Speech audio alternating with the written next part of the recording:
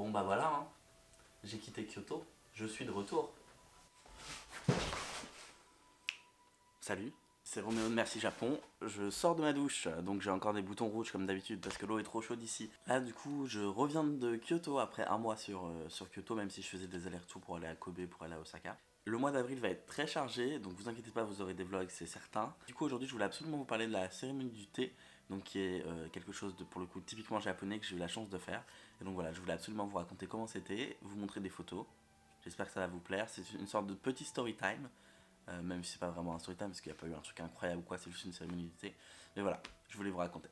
Alors en fait, pour vous mettre dans le contexte, j'avais toujours eu très envie de faire une cérémonie du thé, c'est un truc qui me plaisait vraiment. Après, il faut savoir que la cérémonie du thé, parfois c'est très cher, parfois c'est très cher, et c'est souvent entre 50 et 70 euros. Alors effectivement, je m'étais dit, je vais les mettre une fois parce que c'est quelque chose que j'ai envie de faire, donc je les mettrai une fois et puis je vais le faire. Et en fait, il se trouve que je suis arrivé à mon hôtel à Kyoto, et là, donc j'avais un mois complet sur Kyoto. Je discute avec mon hôte et il me dit j'ai un cadeau pour toi. Ah, je me dis d'accord.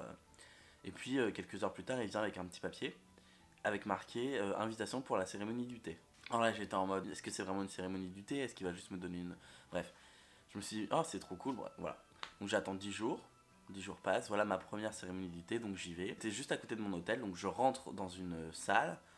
Une femme en habit traditionnel m'accueille, me parle en japonais, me demande d'enlever mes chaussures, donc j'enlève mes chaussures.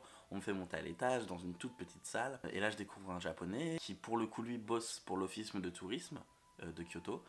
Et il me dit, il y a deux collègues à moi qui vont venir aussi, et puis on va être tous les quatre pour faire cette cérémonie du thé. Les deux nouveaux arrivent, et puis là, d'un coup, ça commence, entre guillemets. Donc on était toujours à l'étage dans la salle. Enfin, ça commence, non, ça commence pas, mais on était toujours, on était toujours à l'étage en haut. Et là, d'un coup, il y a la fameuse femme en habit traditionnel qui rentre, qui nous donne des papiers, qui nous explique la cérémonie, qui nous dit que ce sera en anglais et en japonais, donc pour le coup je suis content. Je me dis que je vais tout comprendre pour le coup et qu'il n'y aura pas trop de difficultés. On fait nous purifier, on nous fait boire quelque chose, c'était de l'eau d'un temple qui avait été cherché le matin à 6 heures du matin. Et puis on nous donne une paire de chaussettes. Mais pas une paire de chaussettes normales, genre une paire de chaussettes, ça c'est mon pied. Et en fait c'était comme une moufle, on pouvait mettre le gros doigt de pied dans la chaussette et puis le reste était tout collé. Voilà, donc c'était des chaussettes blanches, c'était pour se purifier. Donc voilà, il y a quelques étapes de purification et puis on descend. Et là on tombe dans le noir complet avec juste des petites lumières, des petites flammes, ça faisait un peu secte. Je vous l'avoue, je me suis dit où c'est que je suis tombé là, ça fait carrément secte. On devait prendre du thé matcha mais avec une odeur de wasabi un peu étrange. On devait se le mettre sur les mains, frotter comme ça, faire comme ça, et puis après faire comme ça. Si ça a duré 10-15 secondes, quoi, puis rentrer dans la pièce. Donc le premier japonais le fait. Je voulais pas passer le premier parce que je me suis dit, ça se trouve, je vais faire des conneries. Non, je le regarde faire, moi j'y vais. Et là, on rentre dans une salle, tout est noir. Il y avait des tatamis au sol, etc. Et il y avait des petites lanternes, enfin pas des lanternes, des petites bougies. Au milieu de la pièce, vous avez dans le sol intégré une espèce de comme un réchaud, d'où sortent les flammes et du coup on entend le bruit du thé qui bout. Là, elle dit, faites 50 minutes de méditation. Mais enfin, moi, c'est pas possible, quoi. Il faut plus penser à rien, etc. À ce moment-là, j'avais pas mangé, j'avais qu'une envie, c'était manger, quoi. Donc pendant 50 minutes, bah, je me suis dit, qu'est-ce que je vais manger? Est-ce que je commande McDo? Est-ce que. Non, mais, enfin, en vrai, pendant 50 minutes, elle a dit, pensez à rien, mais. Moi, je pensais à une facture que j'avais oublié de faire pour le travail. Après, je pense à ce que j'allais manger. Après. Et puis, en fait, bah, alors j'ai réussi à me relaxer, mais 50 minutes, ça m'a paru interminable. Mais je vous jure, je sais pas comment c'est possible pendant 50 minutes de penser à autre chose ou de faire de la méditation quand on n'en a jamais fait. C'était quand même hyper relaxant. Donc les 50 minutes passent et là il y a plein de choses qui s'enchaînent. Il faut savoir que quand ils rentrent dans la cérémonie du thé, ils ouvrent la porte, ils ouvrent la porte. Vraiment c'est par petites étapes en fait. Et t'as tout est codifié. Donc par exemple, elle arrive, elle se penche en avant, ensuite elle se met à genoux, ensuite elle prend le bol à deux mains, elle regarde le bol, elle repose le bol, ensuite elle reprend à une main, elle tourne le bol. Enfin voilà, tout est codifié. Le plateau rentre, ensuite ils sont deux, donc il y a une personne un peu plus âgée qui rentre. Cette personne plus âgée, c'est celle qui va mener vraiment la cérémonie du thé. Alors on l'avait pas vu jusqu'à maintenant, mais elle a une expérience, etc. Donc normalement, c'est elle qui mène la cérémonie du thé. Elle commence à préparer le thé devant nous, donc elle ajoute de la poudre matcha, de l'eau sacrée, parce qu'en fait c'est de l'eau qu'ils sont allés chercher dans un temple à Kyoto, donc c'est de l'eau sacrée, spécialement pour la cérémonie du thé, pour se faire purifier, etc. Et puis du coup bah après elle prépare son thé. Elle commence à nous donner nos bols de thé. Mais alors tout ça ça dure très longtemps, hein. On se rend pas compte. Là on prend le bol, mais il faut le prendre dans une main, mettre son autre main dessus et le tourner dans le sens d'une aiguille d'une montre. Et à chaque fois que vous faites un quart de tour, il faut boire une gorgée. Première sensation, parce qu'en fait elle prépare le thé, mais bon quand elle prépare le thé, de toute façon on n'a pas le droit de prendre des photos à ce moment-là. Et puis le mieux c'est de le découvrir par soi-même parce que vous avez plein d'odeurs, vous avez des sons. En fait, les 5 sens sont totalement en éveil parce que vous êtes à moitié dans l'obscurité. Et ça, c'est génial. Enfin, autant vous le dire, moi j'ai adoré pour le coup. Vraiment, vous vous sentez ailleurs en fait. Et pas dans les vapes parce que c'est pas non plus un état de transe.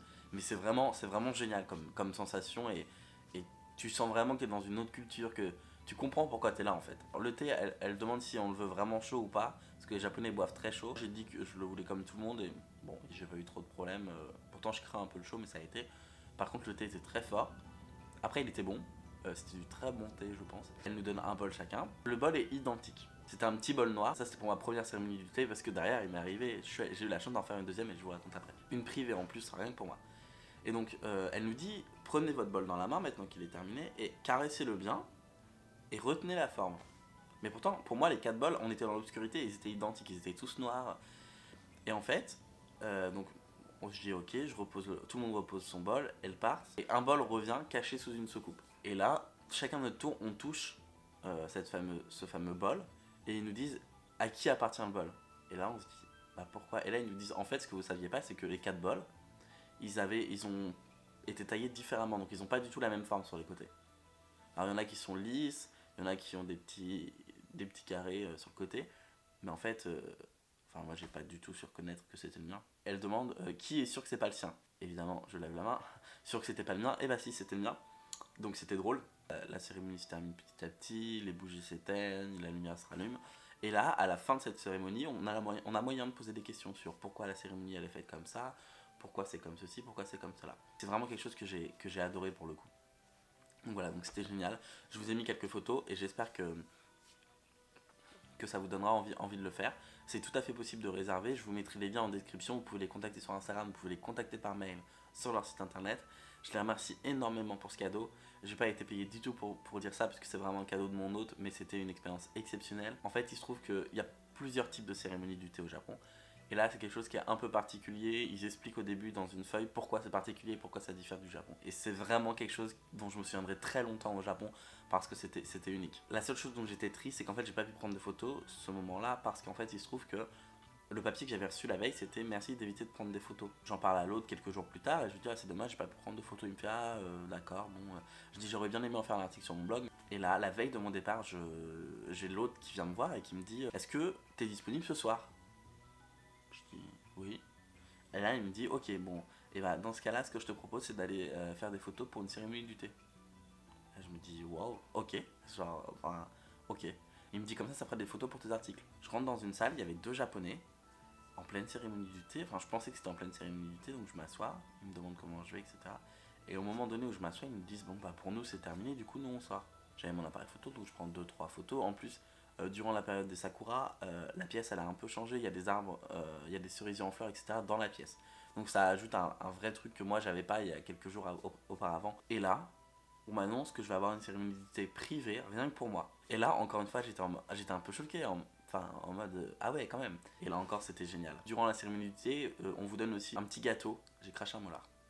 Si ça se trouve, on va le voir dans la vidéo. Un petit gâteau qui la première fois était exceptionnel. Enfin, franchement, qui la première fois était hyper bon. J'ai adoré. Et là, comme c'était le thème Sakura, on ramène une espèce de pâtisserie, mais une pétale. En fait, ça représentait une pétale de Sakura. Et je goûte et c'était encore une fois très très bon. T'as vraiment l'impression d'être hyper privilégié parce que dans ce moment-là, t'es tout seul.